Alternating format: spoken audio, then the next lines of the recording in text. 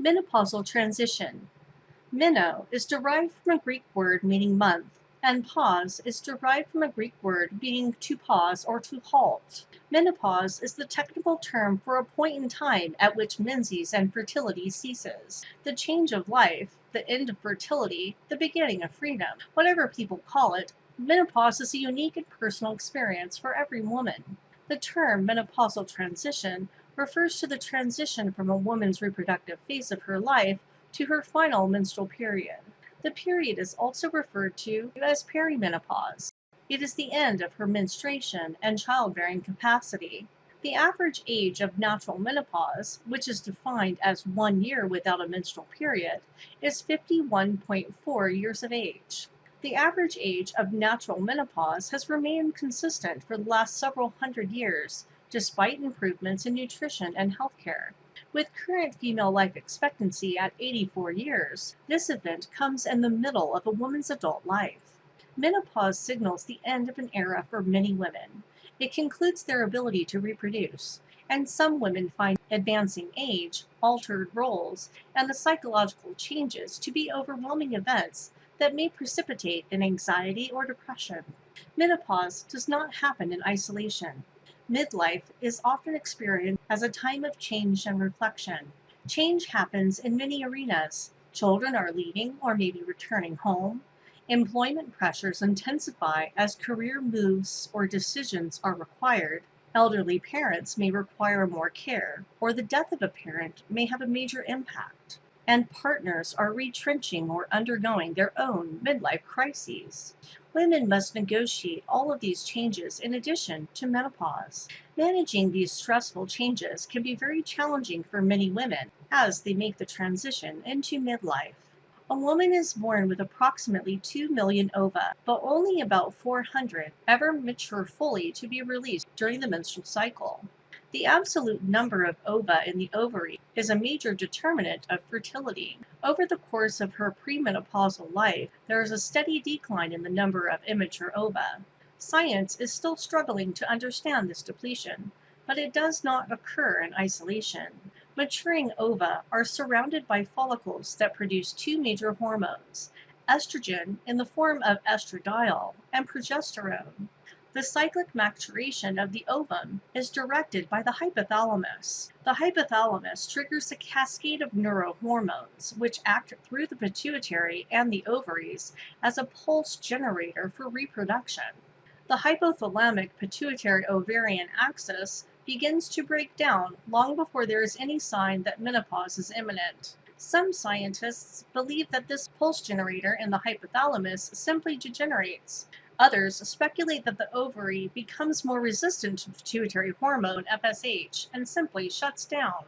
The final act in this well-orchestrated process is amenorrhea, or the absence of menstruation. As menopause approaches, more and more of the menstrual cycles become anovulatory. This period of time, usually 2 to 8 years before the cessation of menstruation, is termed perimenopause. In perimenopause, the ovaries begin to fail, producing irregular and missed periods and occasional hot flashes. When menopause finally appears, viable ova are gone. Estrogen levels plummet by 90%, and estrone, produced in fat cells, replaces estradiol as the body's main form of estrogen. The major hormone produced by ovaries during the reproductive years is estradiol. The estrogen found in postmenopausal women is estrone. Estradiol is much more biologically active than estrone. In addition, testosterone levels decrease with menopause. Menopausal transition, with its dramatic decline in estrogen, affects not only the reproductive organs, but also other body systems. The brain experiences hot flashes, disturbed sleep, mood, and memory problems. The cardiovascular system has lower levels of high-density lipoprotein, or HDL, and an increased risk of cardiovascular disease. The skeletal system experiences a rapid loss of bone density that increases the risk of osteoporosis. The breasts undergo a replacement of duct and glandular tissues by fat. The genitourinary system experiences vaginal dryness, stress incontinence, and cystitis. The gastrointestinal tract may experience less absorption of calcium from food and an increase in the risk of fractures. The integumentary system may experience dry, thin-skinned, and decreased collagen levels. And the body shape may change to show more abdominal fat with a waist size that swells relative to the hips. Menopausal transition should be managed individually. In the past, despite a wide diversity of symptoms and risks, the traditional reaction was to reach for a one-size-fits-all therapy called hormone therapy. Today, the medical community is changing its thinking in light of the Women's Health Initiative. The Heart and Estrogen Progesterone Replacement Study reported that long-term hormonal therapy increased the risk of heart attacks, strokes, and breast cancer. In short, the overall health risks of hormone therapy were deemed to exceed the benefits. A number of treatment options are available, but factors in the client's history should be the driving force when determining therapy. Hormone replacement therapy is approved for two indications: the relief of vasomotor symptoms and prevention of osteoporosis. Research suggests that replacement therapy may be beneficial for preventing diabetes, improving mood, or avoiding urinary tract problems. Many women consider non-hormonal therapies, such as biphosphonates and selective estrogen receptor modulators, or SERMs. Consider weight-bearing exercises, calcium, vitamin D, smoking cessation, and avoidance of alcohol to treat or prevent osteoporosis. Annual breast examinations and mammograms are essential. Local estrogen creams can be used for vaginal atrophy. Consider herbal therapies for symptoms. Although numerous symptoms have been attributed to menopause, some of them are more closely related to the aging process than estrogen deficiency.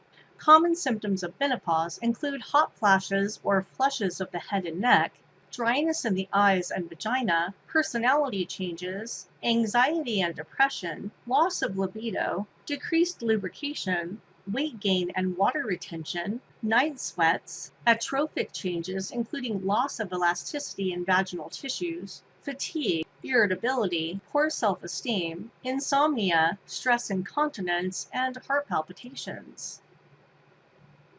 Women are greatly affected by osteoporosis after menopause. Osteoporosis is a condition in which bone mass declines to such an extent that fractures occur with minimal trauma. Bone loss begins in the third or fourth decade of life and accelerates rapidly after menopause. This condition puts many women into long-term care with a resulting loss of independence. Most women with osteoporosis do not know that they have the disease until they sustain a fracture, usually of the wrist or hip. Risk factors include increasing age, postmenopausal status without hormone replacement, small thin-boned frame, low bone mineral density, being Caucasian or Asian with a small bone frame, impaired eyesight that would increase the risk of falling, rheumatoid arthritis, a family history of osteoporosis, a sedentary lifestyle, a history of treatment with antacids containing aluminum, heparin, long-term use of steroids over 3 months, or thyroid replacement drugs. Bone mineral density, or BMD, is a two-dimensional measurement of the average content of mineral in a section of bone. BMD evaluations are made at the hip, femoral neck, and spine.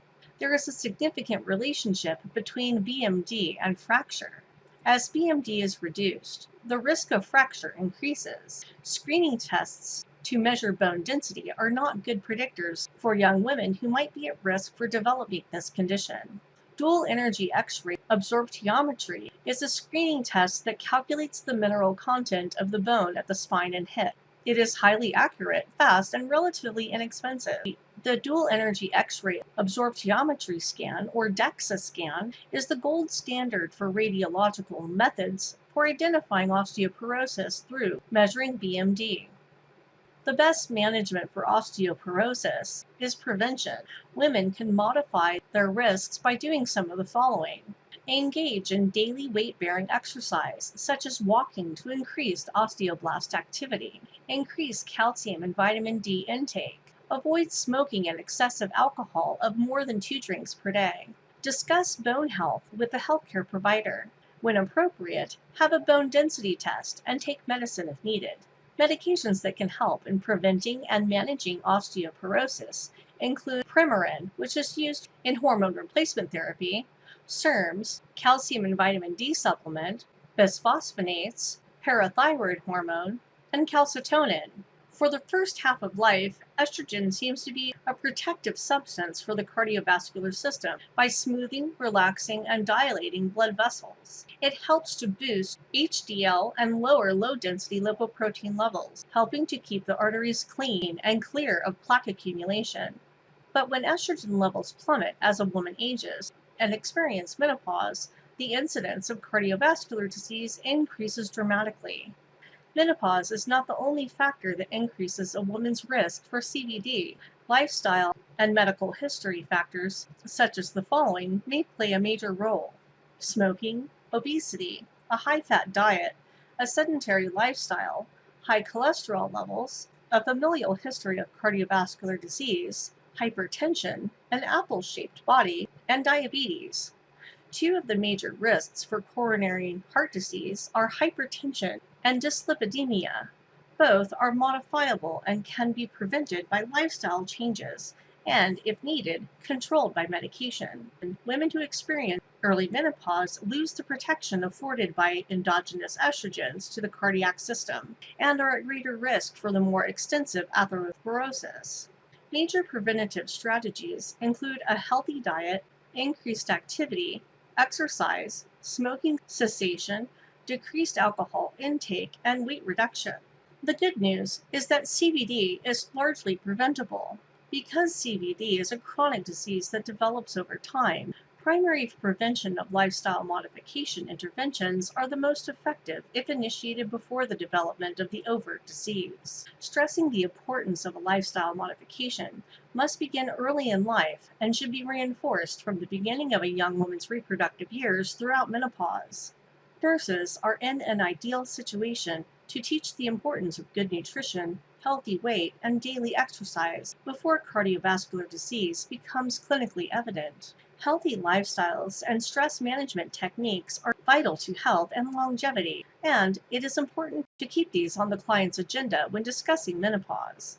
Evidence-based interventions include lifestyle modifications, risk management therapies, to participate actively in maintaining health, exercise regularly to prevent cardiovascular disease and osteoporosis, take supplemental calcium, and eat appropriately to prevent osteoporosis, stop smoking to prevent lung cancer and heart disease, reduce caffeine and alcohol intake to prevent osteoporosis, monitor blood pressure, lipids, and diabetes, and, if needed, follow the recommended drug therapy. Use a low-dose aspirin to prevent blood clots. Reduce the dietary intake of fat, cholesterol, and sodium to prevent cardiovascular disease.